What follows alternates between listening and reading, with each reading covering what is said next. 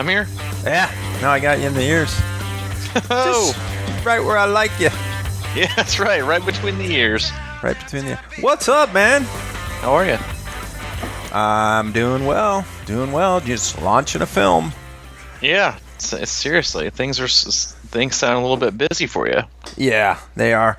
And okay, so I'll just get it out of the way. Tomorrow, Friday, is the iTunes launch for Saving Banksy. So all of you triathlon fans that like art, go get it. Please. Thank you. I'm getting it. How much does it cost? I think it's under $10. Oh, that's a steal. I'm in. Yeah.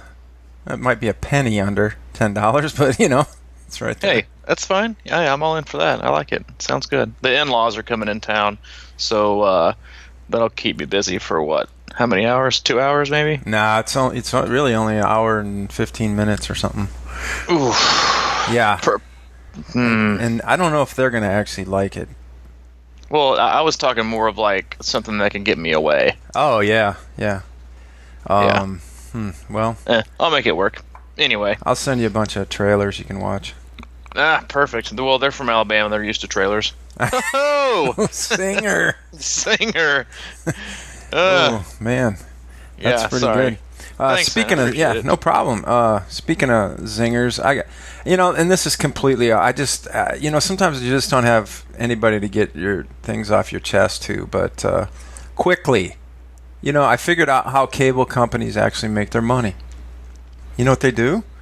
They slide things onto your bill without telling you, and then 3 or 4 months later you recognize it, and then they've got you for 3 months. And then they take off the month. That's what happened to me yesterday. I had HBO for 4 months and all that, and didn't even realize it, nor did I want it or care. And they're like, "Oh, sorry that got on there. We can take off 1 month out of 4." Yeah, cable is a cash flow heavy business. Jesus, it's like a bank, man. They depend on fees. Yep, cheap fees. They're all about transaction fee, convenience fee, withdrawal fee, switching between accounts fee. Yeah, it's It's cable, though. What are you going to do? Yeah, I know. Hey, you remember, too, when we did the, what was it called? Fraud or For Real? Yeah. Yeah. And of course. And one of them was Coke? Yeah, Coke is for real. Coke is for real, right? So now I live in East Nashville, which is a frou-frou coffee shop haven. Mm-hmm. And they, none of them seem to have Coke anymore. So yesterday I tried a Stevia Coke. Or it wasn't a Coke. Stevia Cola. Have you ever had one of those? Hell no. Oh my God. It is the worst piece of... Exactly. Why? If I'm going to go Coke, yeah, I mean, I wouldn't even have second thoughts. Like when I did my long run this last Sunday, it was like 2 hours and 40, and I filled up one flask with flat Coke and another flask with water. Oh. And I had no thoughts of thinking, you know what? Maybe it's a good idea to, turn into some tree-hugging millennial and put stevia in here. No, I'm good. I mean, it wasn't an option to get regular Coke, which was like, all right, I'm not in. I'm so not in on this. Yeah, I can listen. From a guy who used to drink all the time and head to your house, I can tell you there are plenty of gas stations near your house that sell both Coke and beer. Yes, there are. Yeah, there are plenty, so don't tell me you can't find some real Coca-Cola classic. No, I know. Well, it only hits you every once in a while. Like, that was really my afternoon coffee shop thing. I had done a workout, and I met a guy at about 2 o'clock, and I was late lunch, and I'm thinking, late lunch, like a BLT and a coffee just wasn't ringing it. So I thought, well, I guess I'll step out of the box for a Coke right now, because I don't drink Coke very often, other than... Right. But, lesson learned on the stevia. Yeah, harsh lesson, but yeah. And I know we're going to get into the topic. We're going to open up today. We're going to kind of have some confessions about our journeys through triathlon and life and things like that, based, sort of centered on the whole idea of building a community and a free, open, kind of, non-judgmental group of people, right? Yeah. So go ahead. No, I was going to say, but before we do that, I have to talk a little bit about this podcast I listened to last night. This woman named Kim Chambers. Are you familiar with her? the swimmer, the marathon swimmer? Kim Chamber. I've heard the name. I couldn't pick her out of a lineup. Oh yeah, I mean probably most people can't, but she was on the Rich Roll podcast, and that's why I mean I'm in and out on Rich, but his guests are really good, and he does a pretty good job with the interviews, I think. So the Kim Chambers, she's one of the world's best marathon swimmers, and they were talking about, first of all, how she got into it, which was she had a really bad accident, fell down the stairs. It was a fluke thing, and like she was into ballet at the time, or working out and whatever, but never really a swimmer.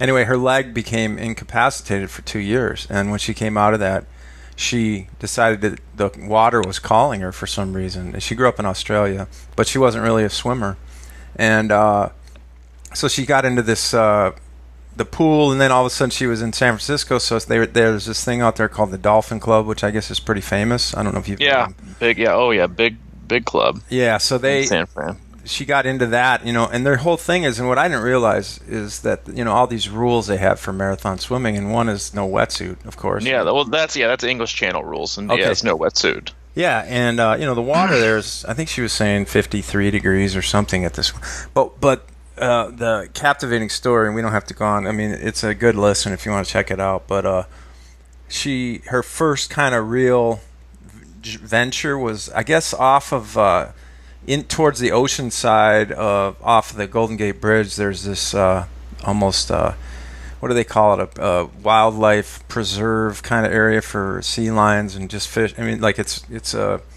I can't remember the name of it, but there's like 4 big rock mountains out there, and it's supposedly like real eerie place that nobody really goes. But they got permission to do a 4-mile relay swim, or 6 miles from one place to another. But she was talking about she swam the last mile leg, and in the dark in 53-degree water with no wetsuit. But the key is it's a wildlife area, and it's one of the top 2 great white shark infested zones in the world. Yeah, exactly. And she was just talking about that. When she jumps in the water, it's like there's like 5,000, 10,000 feet below that just who knows what. And what? Yeah, there's probably one down there, and it's like dawn and dusk is when they feed the most. So, I mean, I remember back in the day when I explored, like maybe doing some longer swims in like the Catalina Island swim. Mm-hmm. Like you start at like midnight, and in order to like get an advantageous tide, I'm like, I enjoy swimming, and I don't mind swimming for a long time, but I don't have the stones to swim at night in the ocean, in the middle of the darkness, and just not knowing what's going to happen next. Yeah, the Catalina's one. She's done the 7. What are they called? The 7. I know what you're talking about. Like the 7 great ones, 7, but the biggest marathon swims. But like the thing about marathon swimming for me, that's always been, and this is probably going to sound petty, but is for something like the English Channel, most people have to put on weight. Oh yeah, and because you have to put on like over 20% body fat is suggested in order just to stay warm. Yeah. Because the water's so cold, and you're going to be out there for so long. If you don't, you're going to get hypothermia, and you're not going to finish. Yeah, she's 5'10" and races at 195. Oof, like a cinder block. Yeah. And I mean, she was really cool about, but yeah, the Catalina swim is 20.2 miles that she did. Yep. It's just fascinating. She talked about how, what I thought was interesting is they were asking about, because I guess they can wear like a shark sonar anklet or something. Yeah. Yeah. And she's uncertain. She said, and her biggest thing was like, I just want to make it clear that it doesn't hurt the sharks at all. It's just something that sends out a signal, and you hope it works. But her thing is like, she's done all these swims and never had a shark sighting, and she believes, like, a lot of times dolphins swim with her and stuff like that, and she believes they're protecting her. And she said, I go into these atmospheres and realizing that it is like the shark's living room, and I'm a guest, and I try to respect that. And her whole mental approach to it was this peaceful, calm, thank you for letting me in, and I respect everything about it. And she believes that has something to do with the vibe that's putting out. Like, they don't bring guns or anything like that to protect her or anything like that. So it was just crazy, man. Interesting. On top of the, the freezing cold water, but like with that whole darkness element, and I don't know. It's just I want to say that, but no way. I can't. No. I mean, I can see myself doing like, one bucket list thing like a year. And if I'm gonna do another swim, it'll either be back to do the swim the suck in Chattanooga, or I'll do the swim around Key West. Because I'd much rather see everything. Then I've trained somebody for it too, so I'm pretty familiar with what's kind of needed. And but yeah, I'd rather it be on the sun and with the tide and the clear waters of Key West versus the dark, murky abyss of I don't know what, but I'm about to die. San Francisco Bay. That's phenomenal, man. Yeah. Oh, I love it, though. I'm glad she's doing it. It makes me excited for some reason. It actually pumps me up to swim in the pool. So anyway, I think a big part of why I got into triathlon that, I've talked to you a little bit about it, but, I don't really open up about it. And I think it's pretty common on, I always like to think that things are on a continuum, with extremes on the right and left, and you fall in the middle on just about everything. And one of the main reasons I got into triathlon in the beginning was because I have always kind of struggled with moderate to semi-severe depression, and my life was really kind of going down the wrong road. It just felt like all the time that I knew I was doing the wrong things. You know what I mean? Oh, yeah. Yeah, I know that feeling. And you just figure out ways to solve the problem in the moment, but the overall arch of your direction is going in the wrong way. So I really wanted to, I guess, and she actually talked about it. It was like that injury that she had falling down the stairs was the worst thing that ever happened to her on the moment, but she looks back on it as the greatest thing that ever happened to her because she doesn't think she could have changed her direction.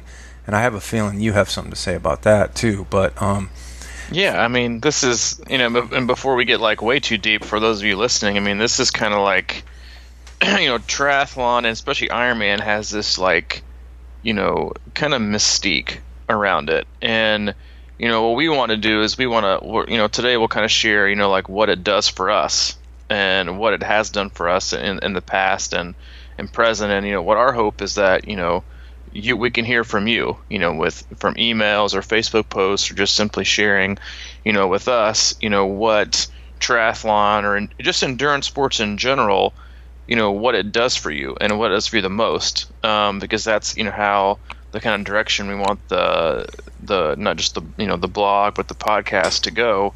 And I figured I'm always a huge fan of authenticity and vulnerability, and the best way to allow others to be vulnerable is to first do it yourself. So I figured, why not today? Yeah, and I agree with you 100%. I think that I don't know, and again I talk about I grew up in a my dad is an alcoholic, and I talk about that all the time. Really, I talk about it as a blessing, even though that was, that can come with a lot of, troubles as a child in that situation. But I do look at it as a blessing because it made me kind of look inside and be more introspective and things like that. So when I talk about depression, I don't talk about it in a negative way as much as a way that it's my body and my mind telling me that it's just like a warning sign for me more so than anything. And I kind of love that feeling, and there is a feeling in the world that nobody should ever be depressed. And I personally believe that it is a important state of mind, because it kind of keeps you, it's sort of that there is no light without the darkness kind of thing. And it keeps pushing you to figure out different ways, and as long as you don't get wallow in it and get sucked into the deep darkness of it all. And I know that some people don't have, and this isn't about I know it's a real issue, and I do deal with it a little bit and some people have it a lot worse. And I'm not trying to like belittle it or make it insignificant in any way, but I just like to look at it from a different perspective. Does that resonate with you at all? No, my life's been pretty dandy, and I can't relate at all to what you're talking about. Yeah, I mean, you've been happy. Every time I've seen you, you've been smiling ear to ear. Yeah, Like, seriously. You know me. I'm all about, life is just a one motivational Instagram post. Facebook depression. That's really when I started getting depressed, when Facebook came out.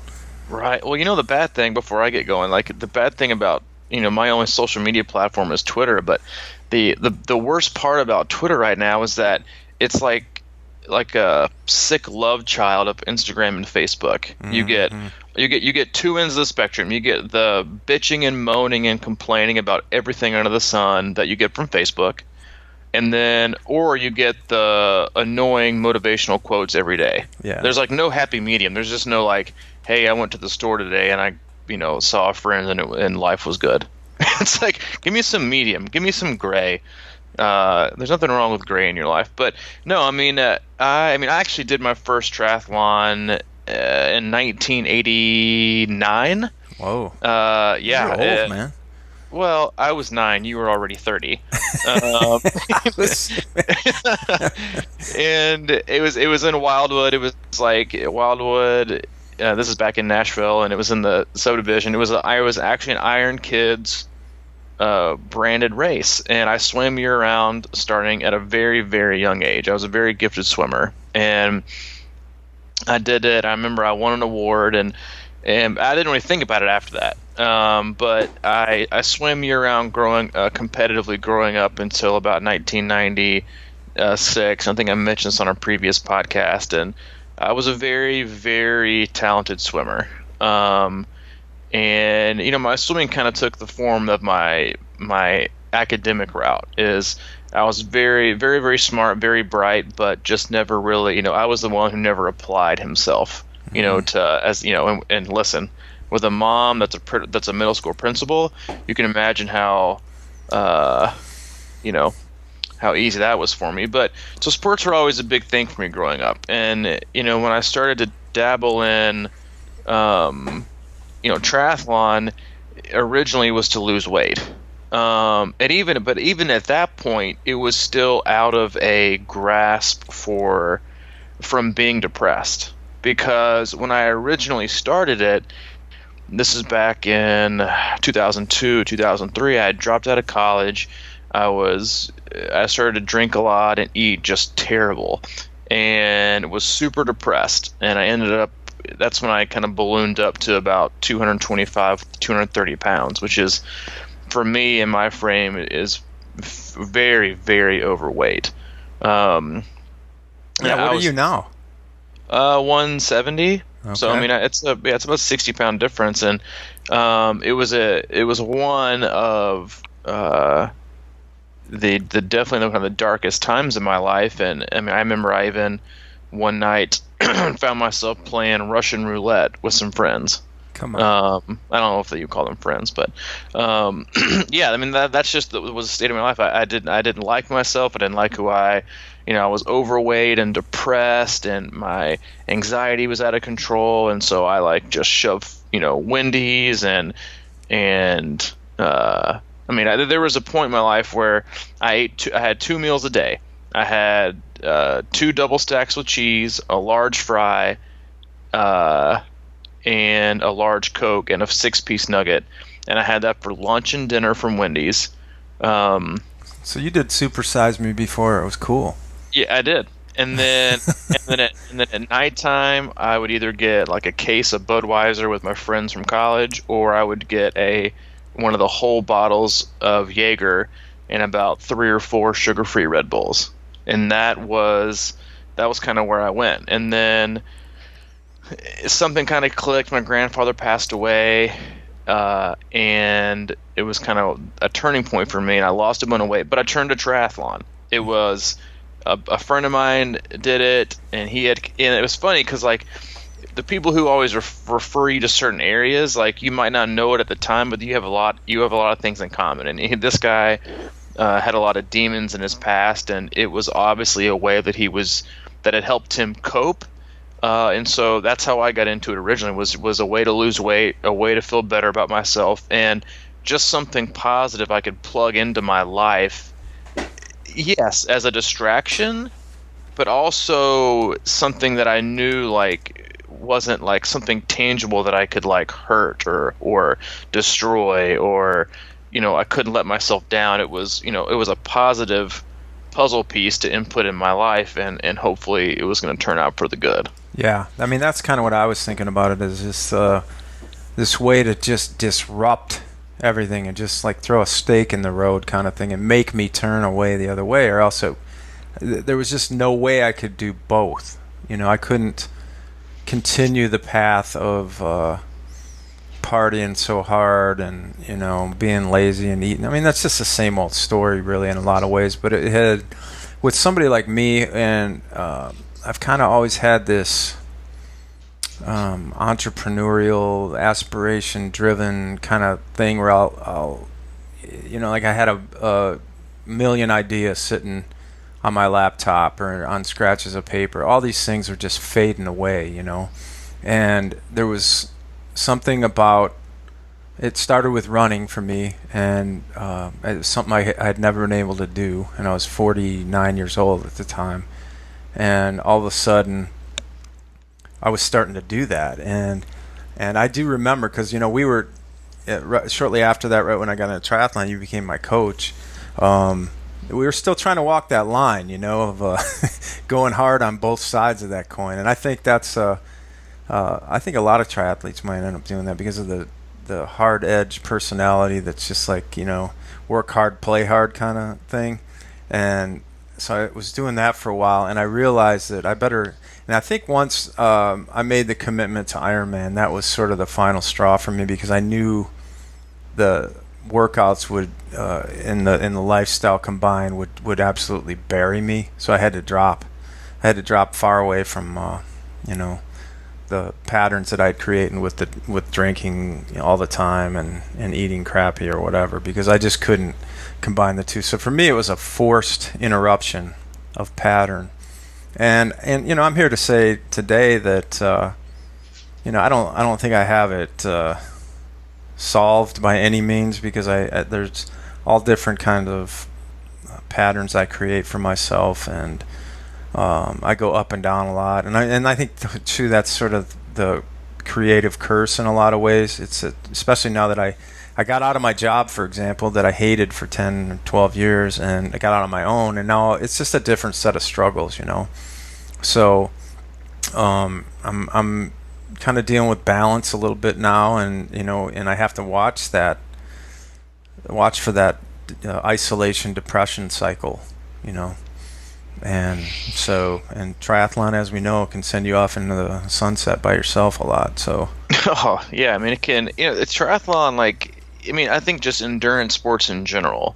I think it takes a certain personality, a certain individual with not just specific characteristics, but from the people that I've talked to that I've had that really have opened up to me, there's a certain amount of, and this isn't for everybody by any means, but for a lot of people that I talk to, there's a certain amount of life trauma that occurs with a lot of triathletes that kind of push them into this, that push them into an endurance sport direction, something like an Ironman. Mm-hmm. And I think it's easy when you're going through a very difficult time and transition in your life to insert something like that, because it can be a distraction. It can fill voids. It's a new toy. You can use it to distract yourself, and you can use it to feel good. And and I did that for a very long time. I got really, really good at it, and I was thinking back earlier, once I figured out we would have to talk about this, but it is, looking back on some of my races and just training, before, what it was, and it's always shifted, what it's done for me, in my life. But I remember, in 2000 and 2013 was, I mean, by far into 2012, 2013, by far the hardest year.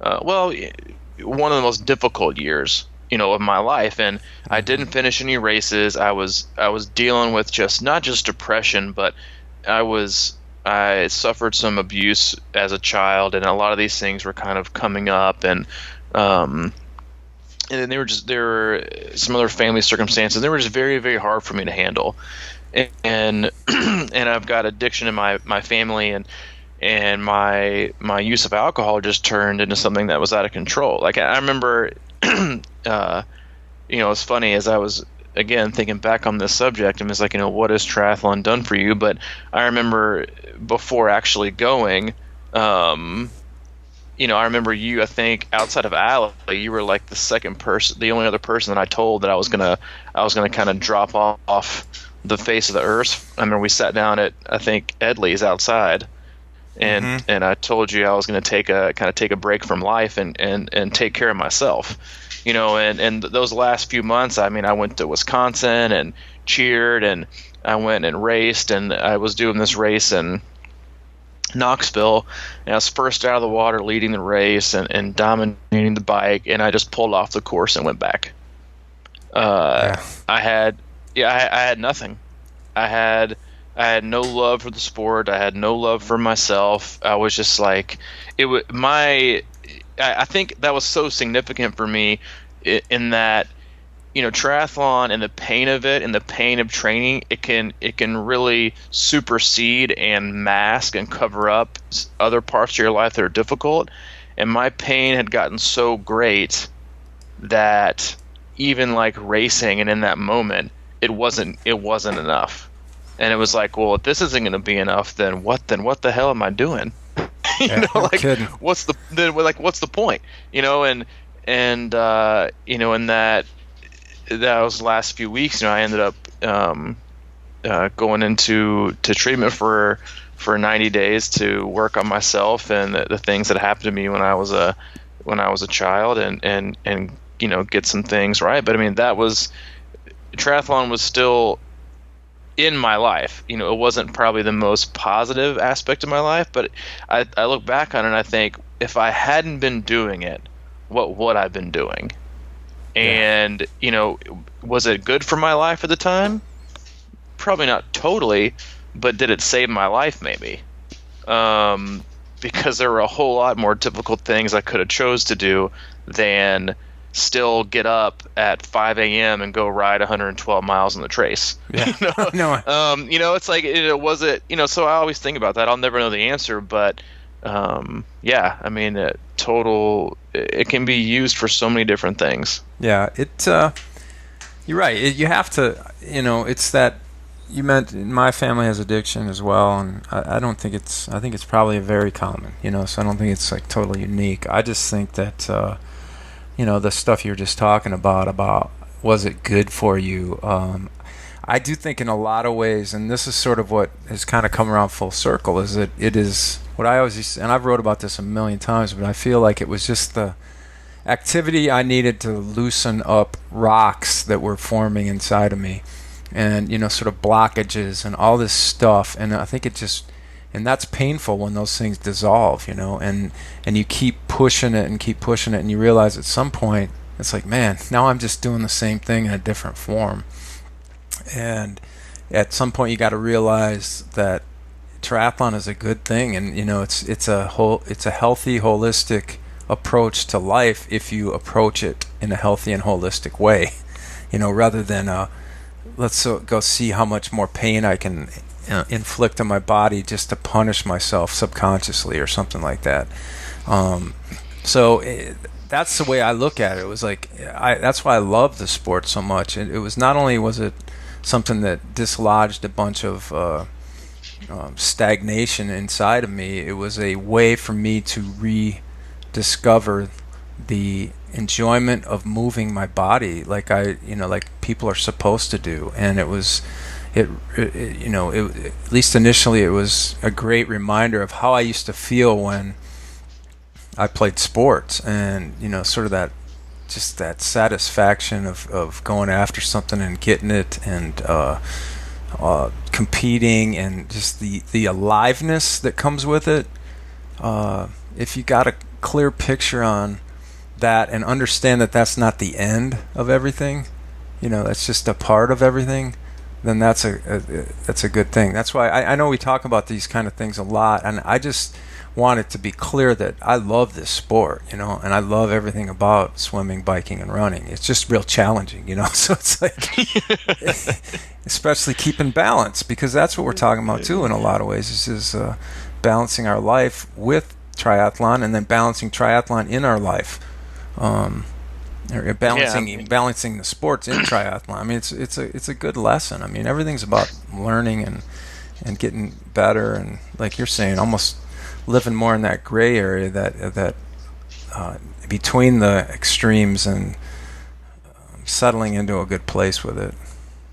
Yeah, I mean, we talk about it a lot. It's like, is finding that balance, and I think that, a lot of times what I've done in the past, and what I think a lot of people don't maybe take into consideration, is that usually when you're trying to plug something like this into your life, it's because it's already out of balance. Mm-hmm. Yeah, and you're using it to try and balance it out, and try to find something that's to be good, and to fill whatever it is, or to take up time, or to lose weight, or to prove to somebody, or prove to yourself.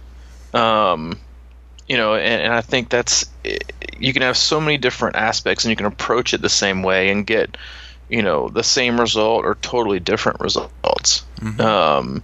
I remember back, when the first time, it's amazing how mindset just changes how you see something that hasn't changed, but you see it. Since you see it so differently, it seems like it's changed so much. Mm-hmm. And that was, and that's how it's been for me, is that it's my approach and my mindset and where I am in my life, it has like 180% changed how I view, the sport. And yeah, I mean, for me to say it hasn't, done things for me would be ludicrous. I mean, I met my wife through the sport. Mm-hmm.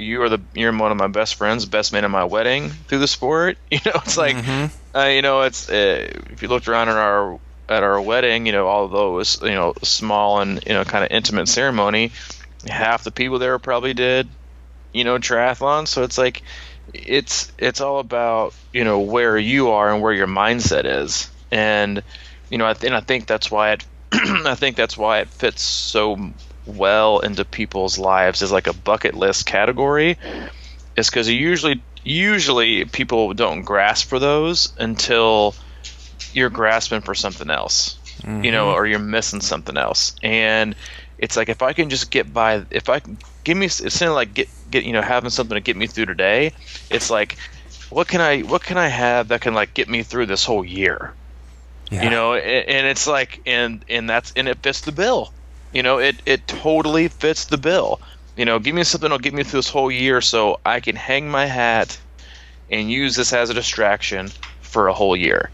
And it's like, and it can do that for people. And I did that for me. It didn't do it for the whole year, but I remember when back in 2014. I remember the first time that I got back in the pool, and Allie drove me to the Centennial Sportsplex, and I hadn't swam in like 4 or 5 months, and I jumped in, and it felt like totally cleansing. Mm-hmm. And it was kind of like, which, I'm spiritual, but I wouldn't say I'm religious, and I'm not here gonna even remotely consider it like a baptism, but it was a representative in a way of like cleansing everything and starting over. Yeah. Mm-hmm.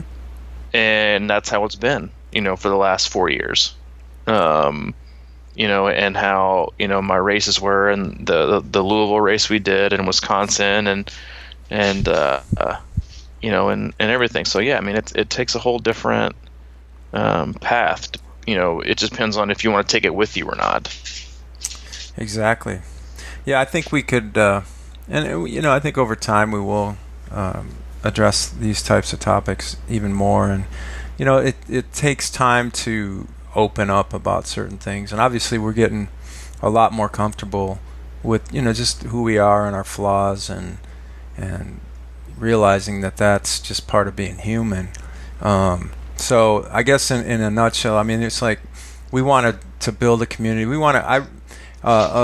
One of the listeners sent me a great article the other day, and it just really was an emotional piece about his story in triathlon, and that's what we've been kind of trying to get to. Yeah, it was just incredibly well written, and the story was nice, and it's been great getting in touch with him, and so that's kind of what we want more of. And so we're going to reach out, and we want some emails from you guys, right? So yeah, I mean, and this is like, before we even brought this up, this was when I've had some of my athletes, they were saying, I was asking them, like, what do you want to see? I was like, what do you want to see in our podcast? What do you want us to talk about and address? And like, 25% of it was about details and stuff, and the other one was like, I want you to have like real people on there. Mm-hmm. Like real, like, I don't want to hear from professionals who don't have a job. They'll say triathlon is their job, but no offense, but most of them, there's no way in hell they can make enough money to support. So they usually get support from a spouse or, their parents or sponsors. I'm like, I don't want to hear from people who I can't relate to. Yeah. I want to hear from age groupers who are doing it like we are, and I want to hear from people who have stories like mine.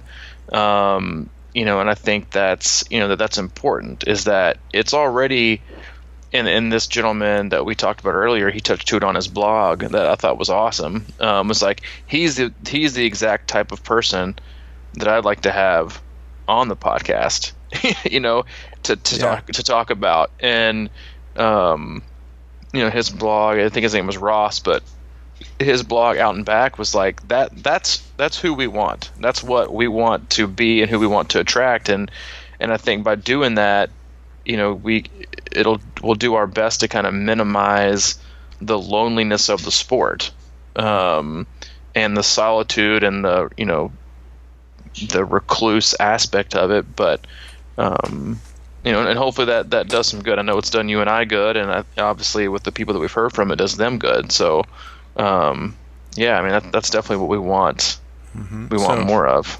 So this is airing on Thursday, and we're going to give you the entire weekend to email us, either with stories or questions or whatever. And what did we decide how many that we're looking for? Simple number. I'd say 5. Let's go 10. 10? I figured you'd say that. If I was going to say 10, I know you'd say 15, so I figured if we would get to 10, I can start at 5. I wanted 20 out of the gate, but yeah, let's go for 10. We want to get 10 emails from you guys, either about what you want to see, ideas for the podcast, or stories of yours, or questions for us. And we'll start with that. And what happens if we don't get 10 emails, though? We're going on a semi-podcast boycott. Yeah, we're going to start... we're going to give you 5 minutes of what we like about our dogs. Yep, we're going to release podcasts until we get...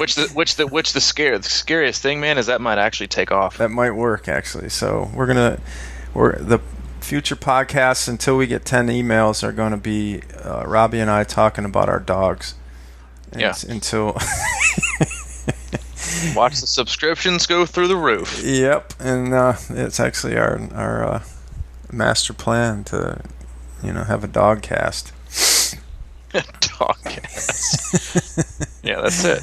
And we'll put pictures up on the blog. Yeah, and pictures up and cuddles. I mean, you won't even need Instagram anymore or YouTube and cats. You just have our dog cast.